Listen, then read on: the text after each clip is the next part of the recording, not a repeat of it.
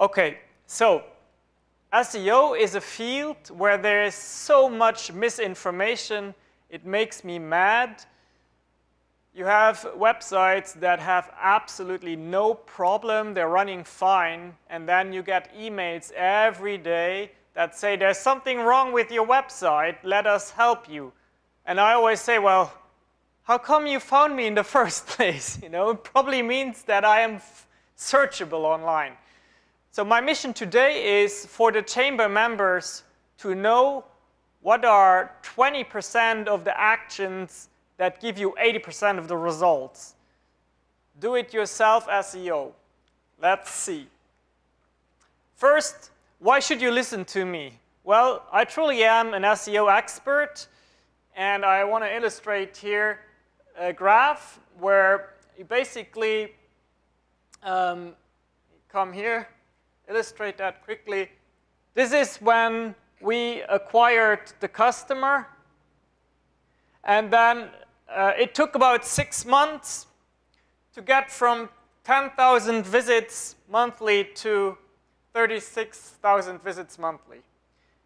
And the reason I'm showing this is because I want you to understand that it took 6 months, even for professionals. And that is one of the big problems in this industry, is that people don't have patience. And you have a lot of players that are willing to play to that. And they say, well, if you pay us 500 bucks, it'll take a week and you are on the first page. It is not possible. It is only possible if you pay for advertisement to be on the first page, but with a budget of $500, depending on your keywords, that can be over in a few hours, depending on the keyword that you select. Your domain name is very important because Google maps your domain name and specific pages on your website to a certain rank hierarchy for different keywords. That's all you need to know as a do-it-yourself person. Now, I got the question so often, which domain name should I pick? For the purposes of SEO, technically speaking, it really doesn't matter. You can build good SEO for any keyword with any domain. Now, if possible, it does help if you can include a keyword that explains your service or your profession and your location.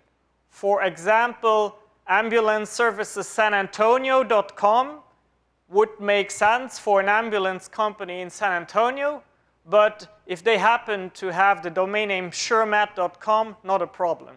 Okay? It helps a little bit with that local search to get that up quicker, but it will still work even if your domain name does not contain service or location reference.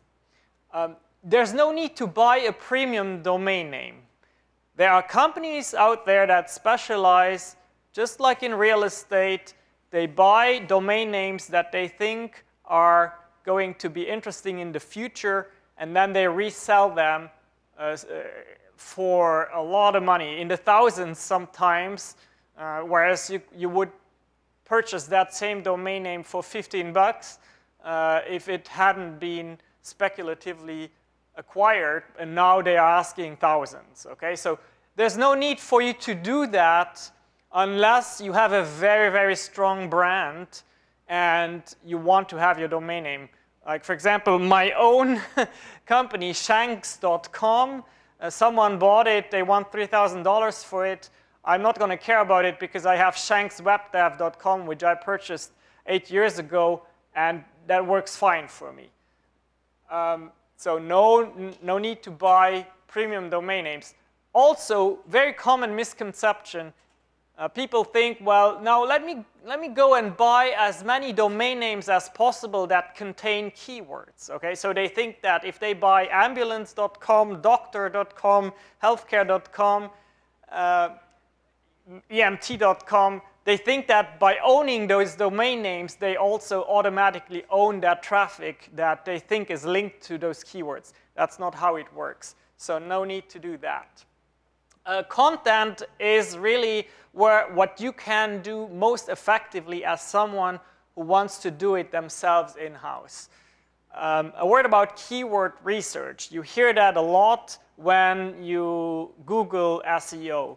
Leave that to the professionals. In order to do it right, you need to have tools that are tools that cost money, and you need to kind of build up a keyword strategy. So this is the 20% that gets you 80% of the results, and keyword research is not part of those 20%. However, Google Trends is a very interesting website. Just Google Trends. And what it will do for you is it will show you what are people currently Googling for in your area. And then you can be very smart and write content that talks about it. It's very interesting when you take advantage of what is in the news or what is currently on people's minds. And you can play with that. For example, right now, a lot of people have questions around COVID vaccines and drugs, such as ivermectin. Okay, so regardless of what position you have, pro or contra, it helps you to write something about it, maybe a very unbiased approach or a very researched approach. You write it about the topic. You make sure you include that in your blog post, and it will give you a lot of good traffic. Okay?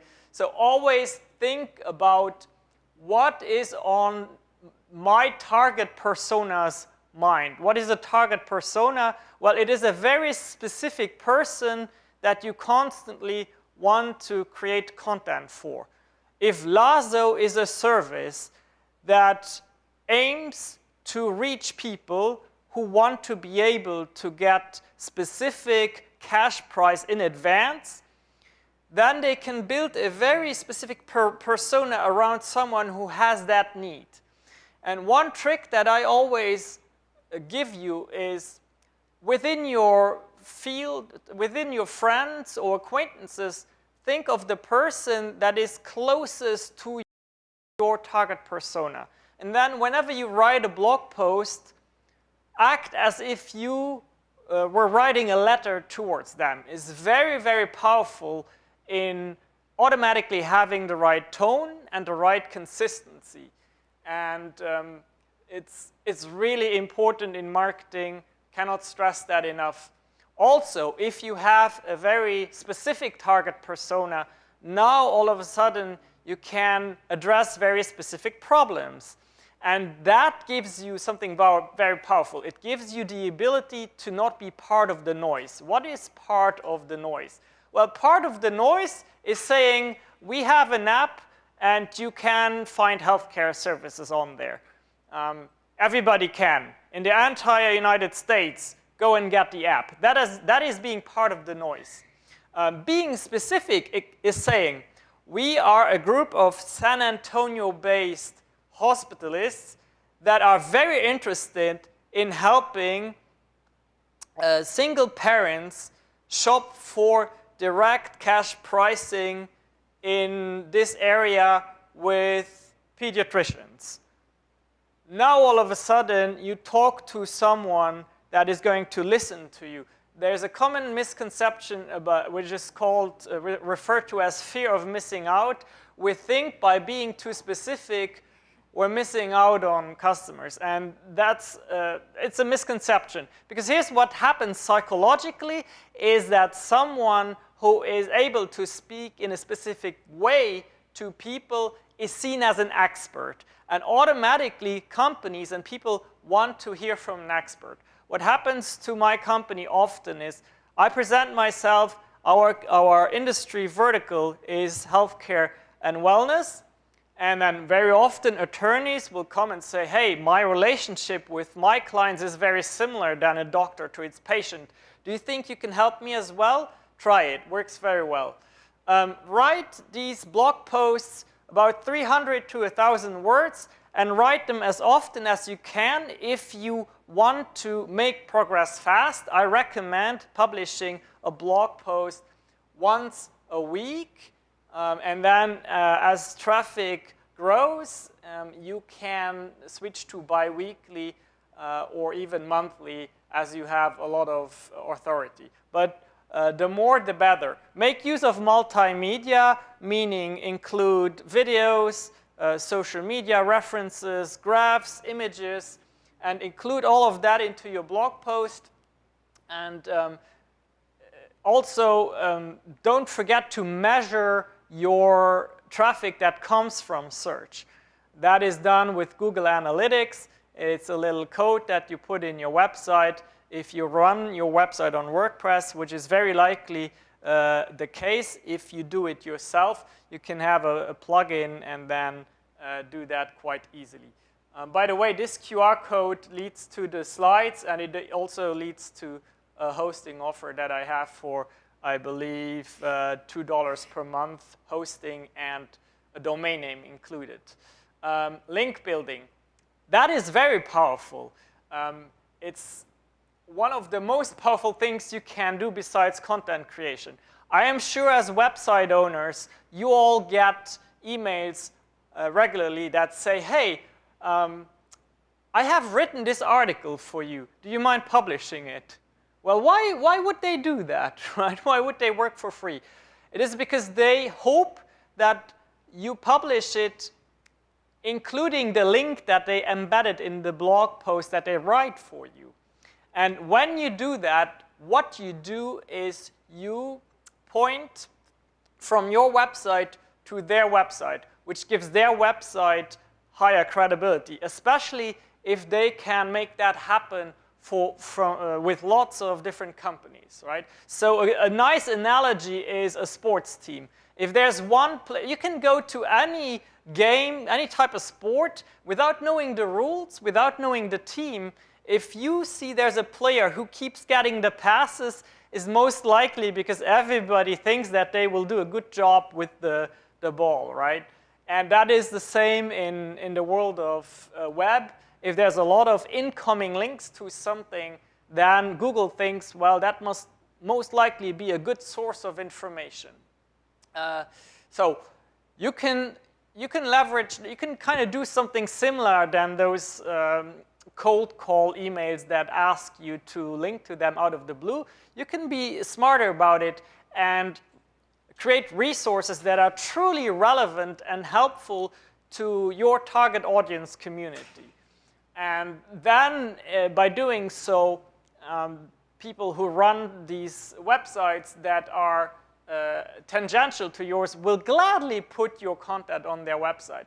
Another very interesting strategy is to just go in your network with other businesses that are similar and like-minded and exchange links to each other's websites. For example, one ambulance company might only service San Antonio, but they know someone in Houston, and then you can connect with the CEO or the leaders in Houston and say, hey, are you willing to put our link on your website and we put yours on ours?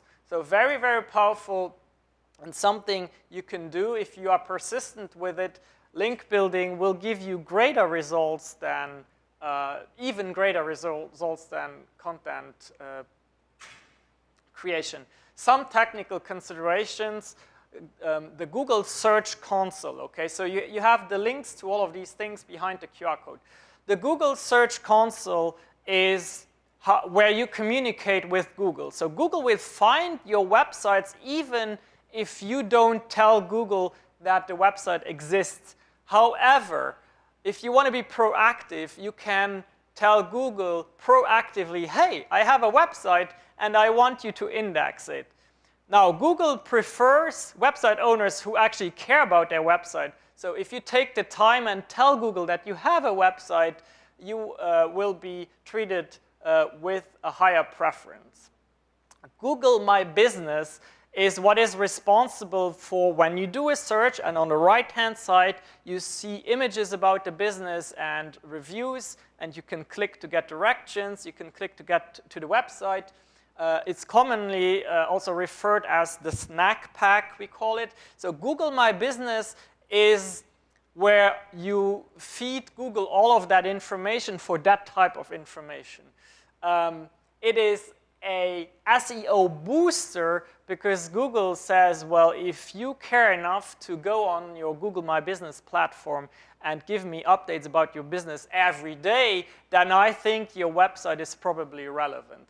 It is also for a lot of businesses who complain about I'm being not found locally, it is very powerful because there's two features in Google My Business that will help you with that. Number one is you can actually enter your service areas, your service locations. And number two is you can include GPS coordinates into the images that you post on Google My Business. And by doing so, you really boost the local SEO. The next 2 points, rather technical, but important enough to mention it. The sitemap is something you can upload to the Google Search Console, and you can basically give Google an index of your entire website. Meaning if you have added a page, added a new blog post, you don't want to wait for Google to find it by accident. You want to tell it in advance, hey, I put this new information out there. There is a plugin in the WordPress world that is called Yoast SEO. It's the last bullet point there, which is a free plugin, and that plugin will automatically generate that sitemap for you, amongst other things. SSL is responsible for that padlock that is in the address bar to the left-hand side. Okay, it's the SSL encryption certificate. Now, what Google does is it says, well, people who install that SSL correctly probably care a little bit more about their website than people who do not do that. So you get preferential treatment if you have SSL. What does SSL do? It encrypts the information that is going from your website to the web browser. Okay, so if you are a company that falls for whatever reason under HIPAA compliance, or you have sensitive information that is being entered into the contact form on your website, you most likely want that to be encrypted. Also, modern browsers will say this website is not secured, okay? Which means the information going from the browser to the web server is not encrypted. It does not mean that by being on the website you can get a virus, or by being on the website you can get hacked, but your non-savvy users will think that is the case, okay? Which is why you want that padlock on there. Any serious, modern, up-to-date hosting provider nowadays offers SSL for free as a turnkey solution. So you should ask your hosting provider, hey, can you turn that on for me? By the way, in my offer for $2 a month there, that is included as well. Google Analytics, again, it's where you measure where does the traffic come from. Is it Google search? Is it Bing? Is it social media traffic? Or is it direct traffic? Is it paid traffic? You need all of that information, otherwise you cannot make sound judgment whether your search engine optimization measures work or do not work. Hosting, as I said, 95% of your hosting services nowadays are going to be just fine. For the purposes of a do-it-yourself website, you do not need to buy expensive hosting. Go with your GoDaddy or SiteGround or whatever, or my company, and you'll be fine. Nowadays, most hosting happens on large server farms who give companies like mine a little piece of that, and then they can resell that. So you'd be surprised, I constantly see in online forums people fighting each other about whether Bluehost or GoDaddy is the best. Little do they know that it's the very same server where the website runs on. Where the difference actually is the customer service. That is sometimes different. Website software, so most of you will most likely run your website on WordPress. WordPress is a good balance between do-it-yourself and also more advanced features. If you have a savvy son, daughter, or nephew, they can probably install it for you, upload a theme, and then you're good to go. However, if even WordPress is overwhelming to you, I want to encourage you to use one of the many website builders, Squarespace, Weebly, Wix. Yes, for the 80% that is advanced stuff, you might not be able to do all of that with website builders. But we're talking about the do-it-yourself 20% here. And all of that you can do with a website builder. So I want to encourage you not to be afraid to do that, even though some people really bash those services. Again, this is in the realm of a do-it-yourself website. Most of your users will very likely navigate to your website on their smartphones. A lot of people don't own laptops or desktops anymore if they are not professional users. So make sure that your website looks good on a smartphone. And one of the most important things that you can do to make that experience nice is do not upload images in the highest resolution. A lot of you will go and take screenshots or go to an image library and download the image in the resolution that you would need to print a huge poster, and then they upload it to the website, and when you try to load the website, it takes up to 30 seconds to show that page, and people don't like that. People are very impatient online. If the page hasn't loaded within 2 seconds, they will probably move away from it. So that is something you can do to be quick and efficient, and I think that's everything. Yeah, as I promised you, short and sweet, do-it-yourself SEO. You're always welcome to ask me more questions about that. If there are any questions right now, I'm happy to take those. If not, we can enjoy the mix.